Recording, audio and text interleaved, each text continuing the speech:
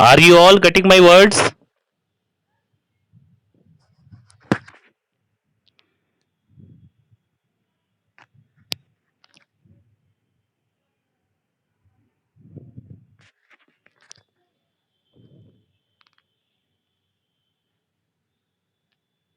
आवाज आ रही है कि नहीं, पहले ये बताओ। हेलो,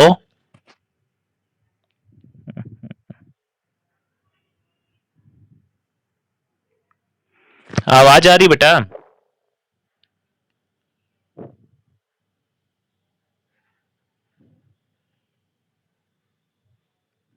आवाज आ रही है ना सबको? स्टार्ट करें? स्क्रीन पे क्या दिख रहा है?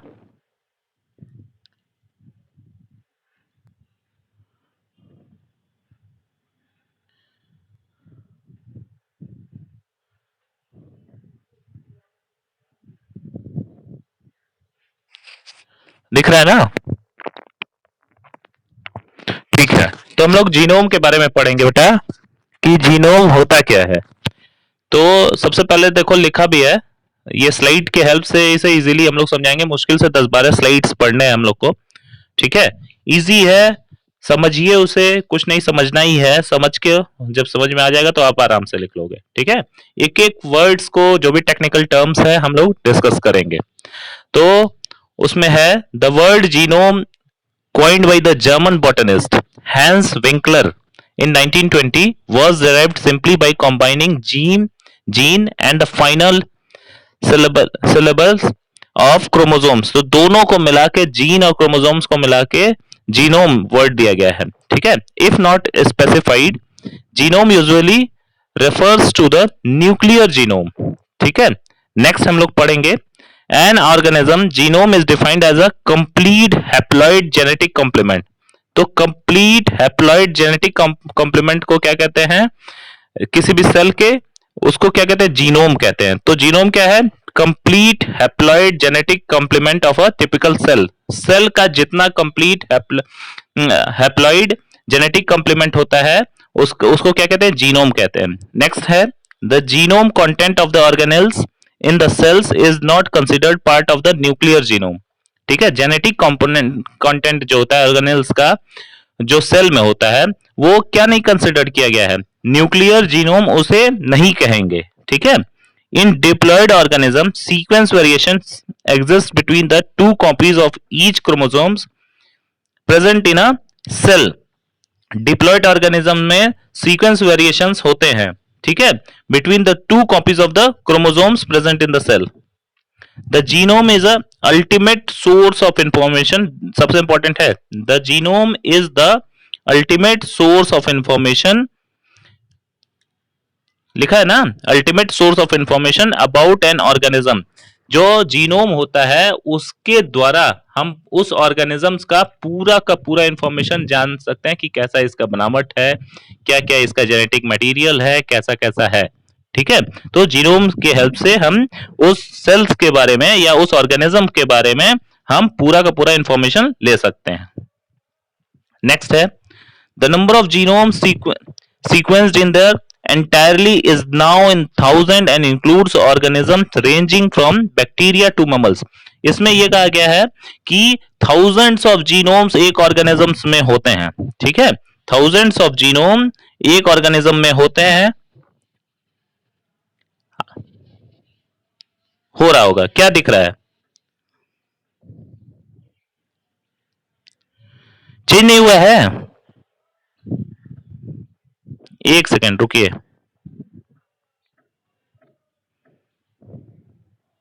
एक मिनट बेटा।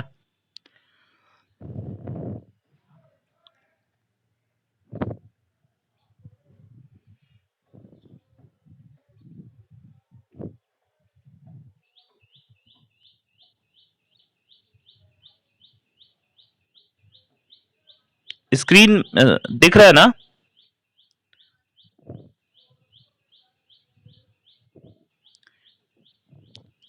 स्लाइड चेंज हुआ?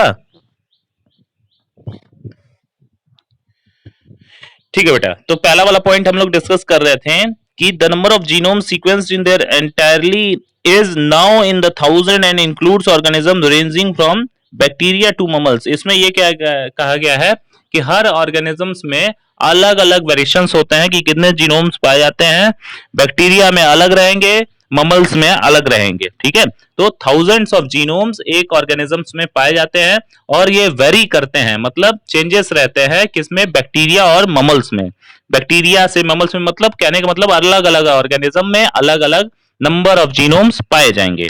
ठीक है, नेक्स्ट है the first complete genome to be sequenced was that of the bacterium Haemophilus influenza in 1995। सबसे पहले किसमें किया गया था जीनोम, उसमें एक बैक्टीरिया था जो इसका नाम है हीमोफाइलस इन्फ्लुएंजा। ठीक है, इसमें इसका मतलब देखा गया था कि कितने जीनोम्स पाए जा रहे हैं, कब, 1995 में। फिर है the first eukaryotic genome sequence that of the yeast. अब ईस्ट का देखा गया था, कौन सा ईस्ट का क्या नाम था, सेकेरोमाइसिस सेरेवेसिया। ठीक है, सेकेरोमाइसिस सेरेवेसिया, ये कब, 1996 में हुआ था। The genome sequence for the bacterium Escherichia coli became available in 1997। Genome sequence किसका, बैक्टीरियम इस्कीरिया कोली का अवेलेबल हो गया था कब, 1997 में। ठीक है, यहां तक है, ये दिख रहा है तीसरा स्लाइड। अब देखो इसका ऑर्गेनाइजेशन अलग अलग किया गया है। ठीक है, सबसे पहले जीन, फिर ओपेरॉन, फिर रेगुलॉन, मॉड्यूलॉन, एलिमेंट, जीनोम। अब देखो जीन क्या है, single unit of genetic function. कभी भी जीन का सिंगल यूनिट जो है, single unit of genetic function, वो क्या है, जीन है। नेक्स्ट है operon, gets transcribed in single transcript. Gene जब ट्रांसक्राइब्ड होता है सिंगल ट्रांसक्रिप्ट में तो उसे क्या कहते हैं, ओपेरॉन कहते हैं। ठीक है, नेक्स्ट मतलब जीन से के बाद वाला क्या है, ओपेरॉन है। फिर क्या है, रेगुलॉन। रेगुलॉन क्या है, genes controlled by the same regulator. अगर किसी भी सेम रेगुलेटर्स से एक सिंगल जीन को रेगुलेट करते हैं, कंट्रोल करते हैं, तो उसे क्या कहते हैं, रेगुलॉन कहते हैं। ठीक है, देखो लिखा भी है, jeans control by the same regulator. कई तरीके के जीन्स हैं और उन्हें सेम रेगुलेटर से कंट्रोल करते हैं, तो उसे क्या कहते हैं, रेगुलॉन कहते हैं। अब कहते हैं मॉड्यूलॉन। मॉड्यूलॉन हम वर्ड से ही जान रहे हैं, मॉड्यूलेटेड मतलब चेंज करना।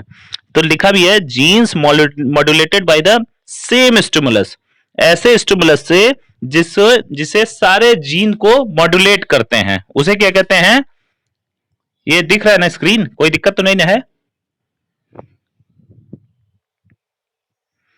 तो मॉड्यूलॉन क्या है, genes modulated by the same stimulus.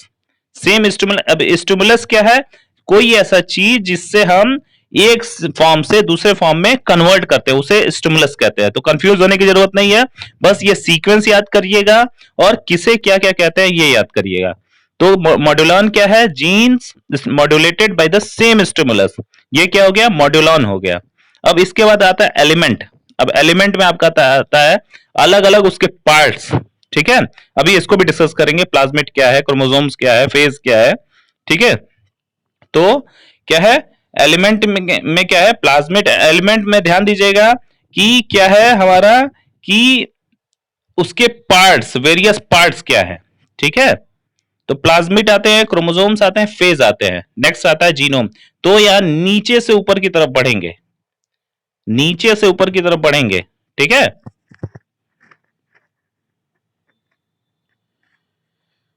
Next page दिख रहा है, प्रोकैरियोटिक, यूकैरियोटिक, दिख रहा बेटा सबको? ठीक है, तो प्रोकैरियोटिक और यूकैरियोटिक में डिफरेंस देखेंगे। ऐसा जिसमें सिंगल सेल पाया जाता है वो क्या है, प्रोकैरियोटिक। सेम इसका अपोजिट, ऐसा जीनोम जिसमें सिंगल सेल पाया जाता है वो क्या है, प्रोकैरियोटिक। सेम इसका अपोजिट है यूकैरियोटिक, सिंगल और मल्टी सेल। मतलब सिंगल के साथ साथ अगर सिंगल के अलावा मल्टी सेल भी पाए जा रहे हैं तो उसे क्या कहेंगे, यूकैरियोटिक कहेंगे। प्रोकैरियोटिक में न्यूक्लियस नहीं होता है, यूकैरियोटिक में न्यूक्लियस होता है बीच में। अगर आप देखेंगे डायग्राम रहता है, हम बनाएंगे आगे, तो प्रोकैरियोटिक में न्यूक्लियस नहीं रहेगा और यूकैरियोटिक में न्यूक्लियस रहेगा, सेंटर में रहता है, ठीक है। फिर one piece of circular DNA किसमें, प्रोकैरियोटिक में रहता है, ठीक है। One piece of circular DNA मतलब सर्कल शेप का रहता है, और इसमें सर्कुलर डीएनए ना रह के उसके अलावा उसके मतलब जगह पे क्या रहता है, क्रोमोसोम्स रहता है, किसमें, यूकैरियोटिक में, ठीक है। तो प्रोकैरियोटिक में क्या रहता है, one piece of circular DNA रहेगा और यूकैरियोटिक में क्रोमोसोम्स रहेगा, ठीक है। नेक्स्ट है चौथा point, no mRNA post transcriptional modification. MRNA post transcriptional modification नहीं होगा, और यूकैरियोटिक में एक्सॉन इंट्रॉन स्प्लिसिंग होगा, ठीक है, ठीक है। एक्सॉन और इंट्रॉन्स आपका बारी बारी आते रहेंगे, ठीक है, इसीलिए एक्सॉन इंट्रॉन्स स्प्लिसिंग लिखा गया है, ठीक है।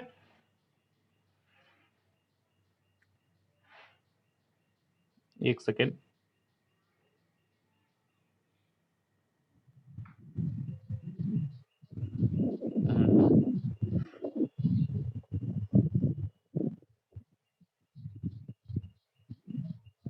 स्लाइड तो दिख रहा है ना?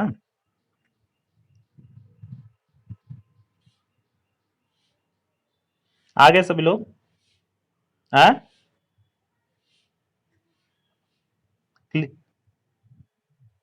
क्लियर तो दिख रहा है ना?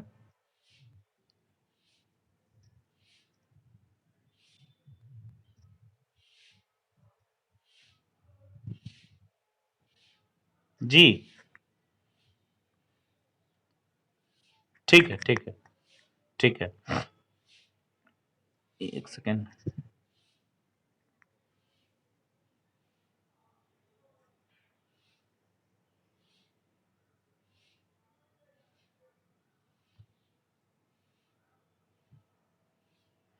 ठीक है। बात करते हैं प्रोकैरियोटिक जीनोम ऑर्गेनाइजेशन।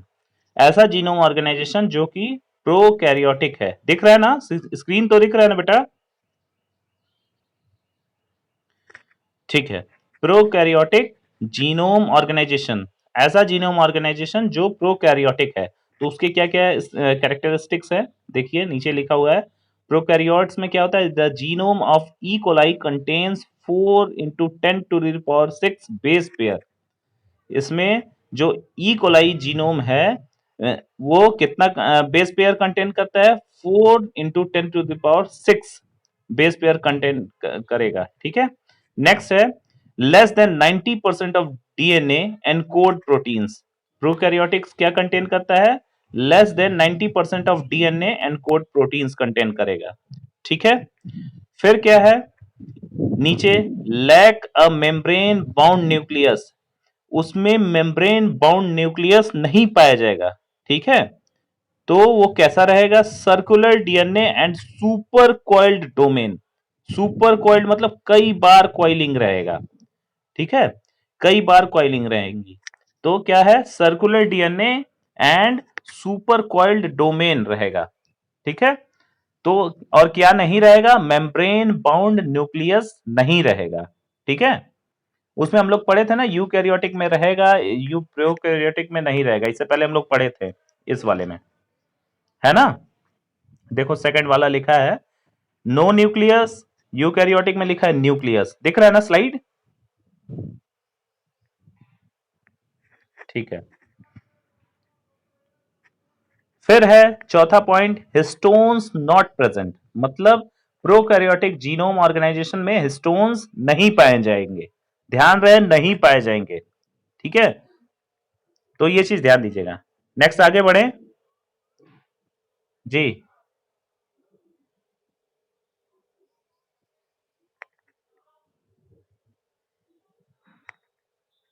जो इसका बेस पेयर रहता है, मतलब उसमें कितनी पेयरिंग रहेंगे, कितने कंटेंट रहेंगे इसका, किसका, बेस पेयर का, मतलब जो उसमें कितना जुड़ा रहेगा, मतलब राउंडिंग कॉइलिंग कितना रहेगा, वही है। ठीक है, ये इसका स्क्रीनशॉट अगर लेना चाहे तो ले सकते हैं आप लोग। ठीक है, आगे बढ़े। हाँ भेज भी देंगे, लेकिन ले लो स्क्रीनशॉट। ये फ- रुक जाओ, अब इसका पहले लो सभी लोग, जीनोम ऑर्गेनाइजेशन का। ठीक, ठीक है, वेरी गुड वेरी गुड। तो बात कर रहे थे हम लोग इसका प्रोकैरियोटिक जीनोम ऑर्गेनाइजेशन। तो इसमें लास्ट में है स्टोन्स नॉट प्रेजेंट। उसमें बस यही चीज देखिएगा, क्या क्या चीजें प्रेजेंट है, क्या क्या चीजें नहीं प्रेजेंट है। अगर वो चीजें नहीं प्रेजेंट है तो उसके जगह पे क्या चीजें प्रेजेंट है, दोनों में। ठीक है, नेक्स्ट है prokaryotic genome generally contain one large circular piece of DNA. One large circular piece of DNA referred to as chromosomes. इसमें one large circular piece of DNA ना याद रहे तो बस उसमें ये लिखिएगा, उसमें क्या पाया जाता है, क्रोमोसोम्स पाया जाता है। ठीक है, कुछ भी कंफ्यूज होने की जरूरत नहीं है। One large circular piece of DNA नहीं याद रहे तो उसे बस इतना लिख लेना, prokaryotic genomes generally contains chromosomes. ठीक है, नेक्स्ट पॉइंट लिखेंगे, some bacteria have linear chromosomes. ठीक है, लीनियर क्रोमोसोम्स मतलब अभी हम लोग पढ़े हैं सर्कुलर पीस ऑफ क्रोमोसोम्स। ठीक है, कुछ बैक्टीरियाज ऐसे हैं जिसमें लीनियर क्रोमोसोम्स पाए जाते हैं। ठीक है, मतलब लाइन जैसा रहेगा, और कुछ में ऐसा रहेगा कि सर्कुलर जैसा रहेगा। ठीक है, तो ये किसमें होता है, प्रोकैरियोटिक जीनोम्स में होते हैं। ठीक है, आगे बढ़े।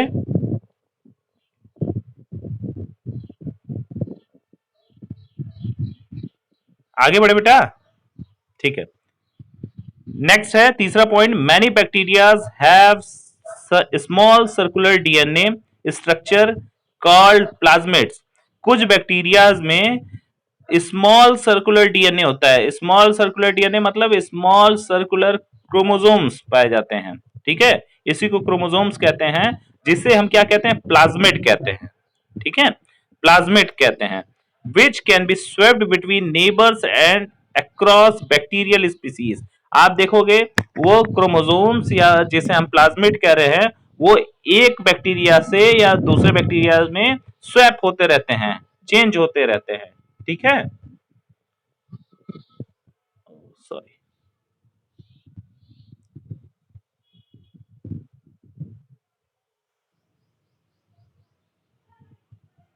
कुछ लोग नए भी आए हैं। कट जा रहा है क्या? इरफान, कुंदन, अरशद, अलका। ठीक है,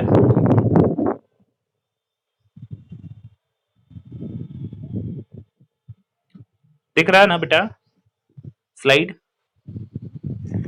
ठीक है, तो अभी हम लोग पढ़े हैं कि many bacterias have small circular DNA structures called plasmid which can be swept between the neighbors and across bacterial species। मतलब वो स्वैप होते रहते हैं, वो प्लाज्मिड स्वैप होते हैं किसमें, जो नेबर मतलब बगल वाले बैक्टीरिया है या अलग अलग जो आसपास के बैक्टीरिया है, वो प्लाज्मिड उसमें स्वैप होते रहते हैं। ठीक है, अब नेक्स्ट बात करते हैं प्लाज्मिड क्या होता है।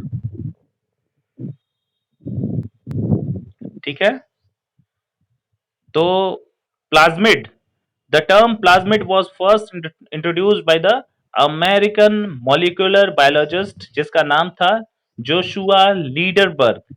जोशुआ लीडरबर्ग जिस इनका नाम था, वो सबसे पहले प्लाज्मिड को डिफाइन किए थे, इंट्रोड्यूस किए थे, कब, 1952 में।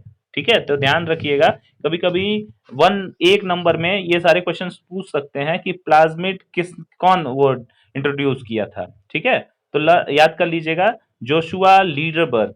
ठीक है, कब, 1952 में। तो नेक्स्ट क्या है, जोशुआ लीडरबर्ग ने प्लाज्मिड को इंट्रोड्यूस किया था कब, 1952 में। तो नेक्स्ट क्या है, plasmid is a separate form and can replicate. Replicate मतलब क्या होता है, रेप्लिकेट मतलब क्या होता है, कोई लोग बताओ बेटा। और और कॉपी करना, और बताओ।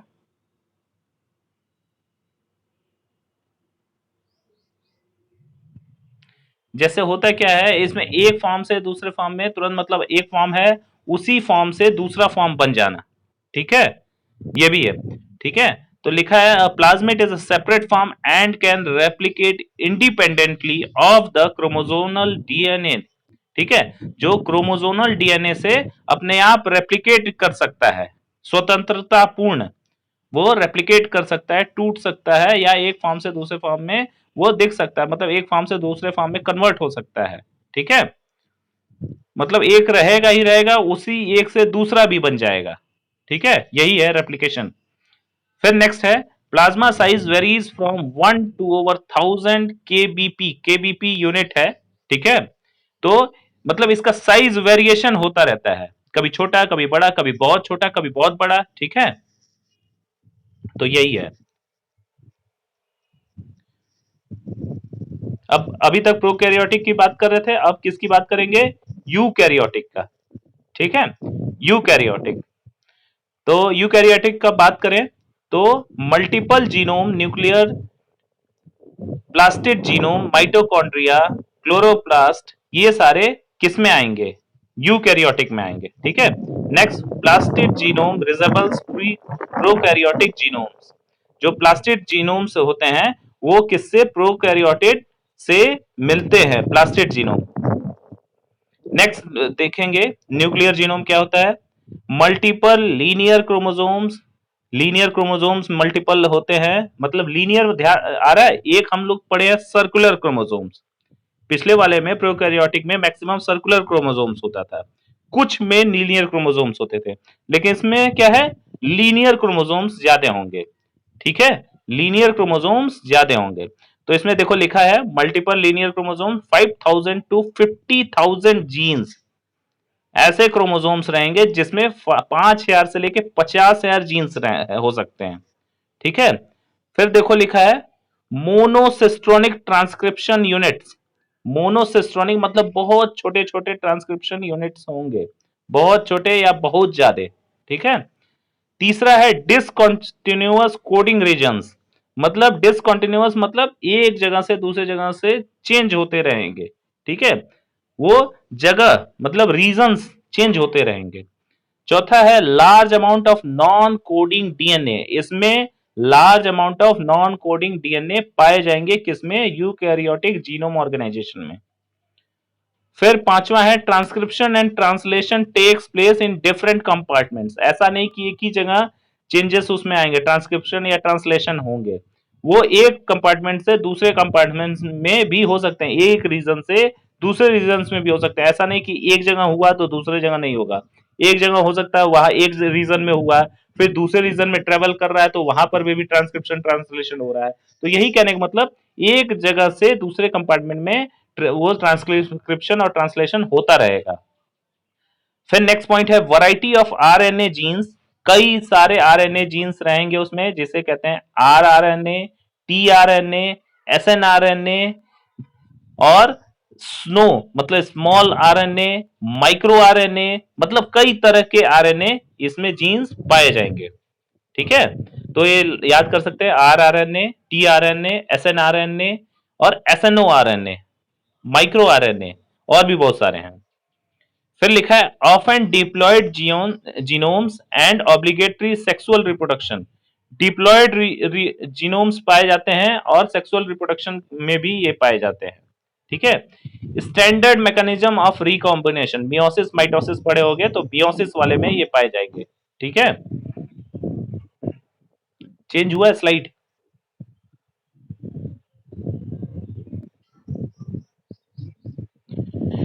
ठीक है। उससे पहले हम बात कर लेंगे यूकैरियोटिक जीनोम, तो द न्यूक्लियस, यूकैरियोटिक जीनोम में बात करेंगे, the nucleus is heart of the cell, मतलब जो सेल में जो रहेगा वो न्यूक्लियस, उसे हार्ट कहेंगे, ठीक है, which serves as a main distinguishing features of eukaryotic cell, जिसमें अब हम लोग प्रोकैरियोटिक में पढ़े थे कि न्यूक्लियस नॉट प्रेजेंट, इसमें यूकैरियोटिक में न्यूक्लियस रहेगा, जिसे क्या कहते हैं, हार्ट ऑफ द सेल कहते हैं, ठीक है। It is an organelle submerged in its sea of turbulent cytoplasm which has the genetic information, अब ये किसमें सबमर्ज रहता है, किस में रहता है, बताओ भाई। जो न्यूक्लियस रहता है किस में रहेगा, साइटोप्लाज्म में रहता है, ठीक है। Which has the genetic information, जिसमें क्या रहता है, जेनेटिक इंफॉर्मेशन रहता है, encoding the past history and future prospects of the cell. जिसमें क्या रहता है भाई, हम जेनेटिक उससे ही तो जानते हैं कि क्या क्या इसका है, कैसे कैसे हम देख सकते हैं प्रेजेंट और पास्ट, मतलब इसका कैसा, भाई जेनेटिक से ही तो हम जानते हैं कि इसका ये किस जेनेटिक है, हेरिडेंस इनहेरिटेंस क्या क्या है, कौन कौन से कैरेक्टरिस्टिक्स में है, और क्या क्या फंक्शनिंग इसमें कैसा कैसा फंक्शनिंग हो सकता है, ठीक है। तो इसीलिए लिखा है पास्ट एंड प्रेजेंट हिस्ट्री, ठीक है, future prospect of the cell. फिर लिखा है nucleus contains many thread like coiled structure, धागा जैसा कॉइल्ड स्ट्रक्चर पाया जाता है, which remain suspended in the nucleoplasm, जो कि न्यूक्लियोप्लाज्म में लटके हुए रहते हैं, suspended, which is known as chromatin substance. ऐसा न्यूक्लियस जो thread and coiled like structure पाया जाता है, जो कि सस्पेंडेड रहता है किसमें, न्यूक्लियोप्लाज्म में, उसे क्या कहते हैं, क्रोमैटिन सब्सटेंस कहते हैं, ठीक है। ध्यान रहे, ऐसे न्यूक्लियस में जो थ्रेड और कॉइल लाइक स्ट्रक्चर रहता है और वो न्यूक्लियोप्लाज्म में सस्पेंडेड फॉर्म में रहते हैं, उसे क्या कहेंगे, क्रोमैटिन सब्सटेंस कहेंगे, ठीक है। अब बात करते हैं क्रोमैटिन क्या है। Chromatin substance is a complex combination of the DNA and proteins that makes chromosomes. अब क्रोमैटिन क्या है, डीएनए और प्रोटीन का एक तरह से कॉम्बिनेशन रहता है, जिसे हम क्या कहते हैं, क्रोमोसोम्स कहते हैं, ठीक है। तो क्रोमैटिन क्या होता है बताओ भाई।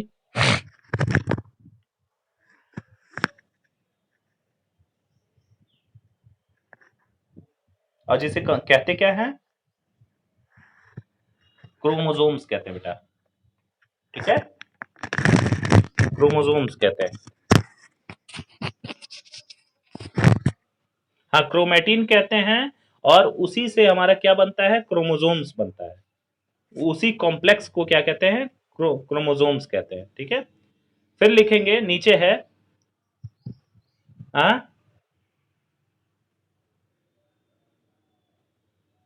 हाँ क्रोमोसोम, मतलब फाइनली हमें क्रोमोसोम्स उसमें रहता है, ठीक है। नेक्स्ट है the major proteins involve in chromatin are histone, histone proteins, although many other chromosomal proteins have prominent rules too। अब देखो लिखा है the major proteins involve in chromatin are histone proteins, जो क्रोमैटिन में प्रोटीन पाए जाते हैं